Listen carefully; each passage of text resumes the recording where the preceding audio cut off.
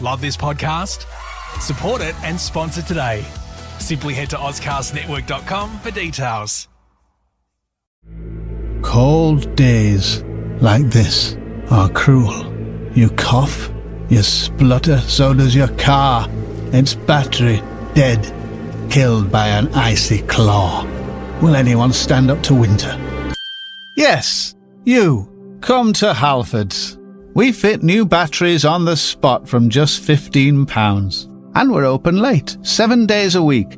Find your local store now at halfords.com. Ready for the cold snap? Ready for anything. Halfords, for life's journeys. Batteries sold separately. Selected vehicles only. In most stores, opening times vary. Has someone tried to trick you when it comes to your heart and money? How do you know if someone is faking it online? Yes, there is such a thing as a relationship scammer. So this week, let's discover how to spot the faker and swiftly walk away. I'm Kari Watt. I'm a communications specialist, speaker and writer. And I'm here to be your digital coach, where I give you guidance on how to communicate better in your career and relationships, or on anything you want to ask me. Because communication is my thing, I want to see you become a better communicator, no matter where you are in the world, how old you are, or what you do for a living. Now, if you're new to my podcast, please subscribe to encourage that I'm actually making a positive influence.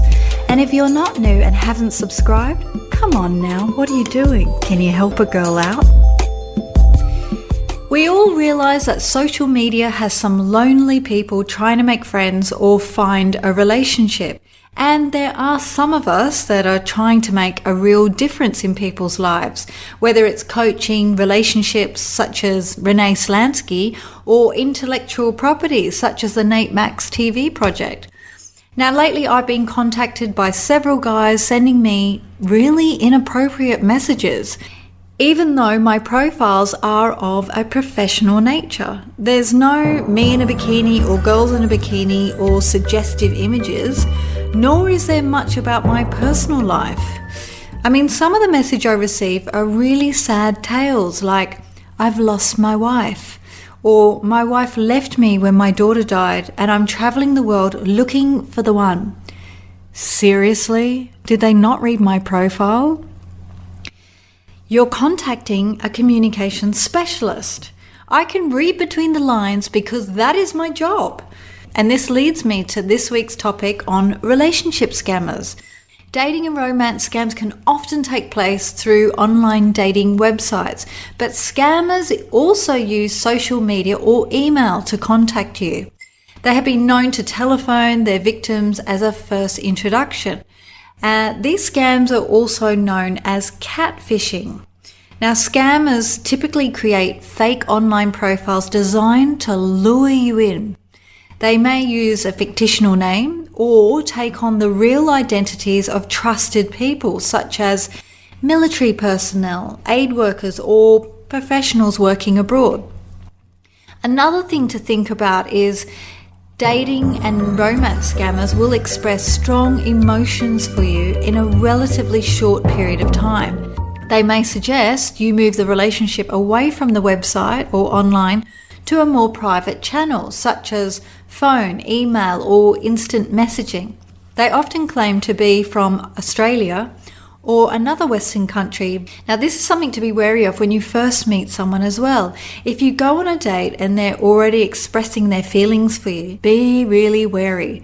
These types of people often have heightened emotions that aren't based on reality and will soon come crashing down. Now, scammers will go to great lengths to gain your interest and trust, such as showering you with loving words, sharing personal information, and even sending you gifts. They may take months to build what you might feel like is a romance of a lifetime, and may even pretend to book flights to visit you, but never actually come. On the Kari Cares podcast. Once they've gained your trust and your defenses are down, they'll ask in a subtle way or directly for money or gifts or banking credit card details. They may also ask you to send pictures or videos of yourself, possibly of an intimate nature. I advise don't do this. You just never know what they're going to do with that. Often a scammer will pretend to need the money for some sort of personal emergency. For example, they might claim to have a sick family member who requires medical attention such as an operation, or they may claim financial hardship due to an unfortunate run of bad luck such as a failed business or a mugging in the street. The scammer may even say they want to fly over to visit you but can't afford the fare unless you're able to lend them the money to cover the flight. I've got a good example of this actually. A few years ago, one of my coaching clients was approached on Facebook from a man who claimed to find her really attractive, and he was about 20 years younger than her. He even sent a copy of his passport to identify himself. Now, she called me because they'd been talking but wasn't quite sure of some of the messages because they didn't quite make sense. There were a few spelling mistakes, and he began asking for money to help him buy a plane ticket and that he'd pay her back at the end of the month. Now, after some investigation, I ended up researching the person on the passport to find out that he was a CEO of an American company. After contacting his personal assistant, we discussed what had happened, and she claimed it was a third person letting them know his identity was being used for relationship scams in Australia. Somehow his passport was stolen over the internet. Now, the thing to think about here is if you have a profile picture showing that you're more affluent or wealthy than you are, be kind of wary. I mean, it's okay if you don't mind that, and you are, but my client was wearing pearls on her Facebook profile and she looked very sophisticated. However, little did the relationship scammer know that she was at the time living in a council house and trying to get back into the workforce after being a stay-at-home mum for many years. Today, she's got a great job and a lovely new relationship, but you can kind of see my point. Relationship scammers may also attempt to lure you overseas, putting you in dangerous situations that can have tragic consequences. Regardless, you'll end up losing a lot of money. Online dating and romance scams cheat Australians out of millions every single year. The money you send to scammers is almost impossible to recover. Plus, you may feel long-lasting emotional betrayal of the person you thought loved you. So here's a few tips on how to protect yourself.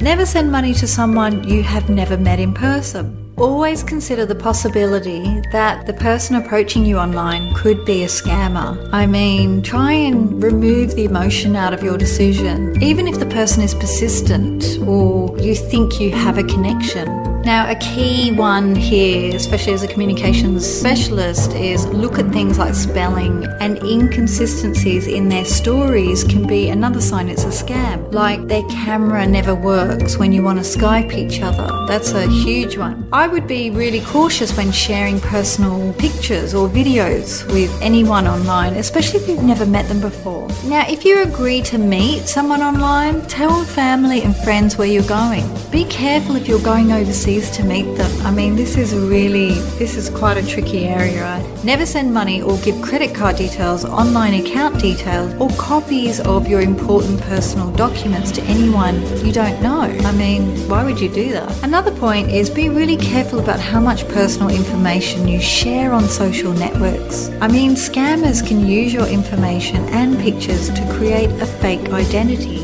Now, if you come across a relationship scammer, please report it to the police or to ScamWhat. This doesn't mean that all people reaching out on social media are scammers. There may be that one person who is actually real and wants to meet you for the right reasons. This type of person won't ask you for anything except your time. Even a long-distance relationship can work online. I've certainly met lots of friends over social media and caught up with them overseas, and I'm grateful for the introduction. And wouldn't the world be wonderful if we were all so genuine? Thanks for listening. Please subscribe for some good vibes, and because it's free, give this away. Share it with friends or colleagues who could use a little help. Give it to them because they can listen to it privately, and it may significantly change the outcome of their lives. See you next time, because communication is my thing and now it's your thing. Well, I hope it's your thing. I hope it becomes your thing. Is it your thing? On the Kari Cares podcast.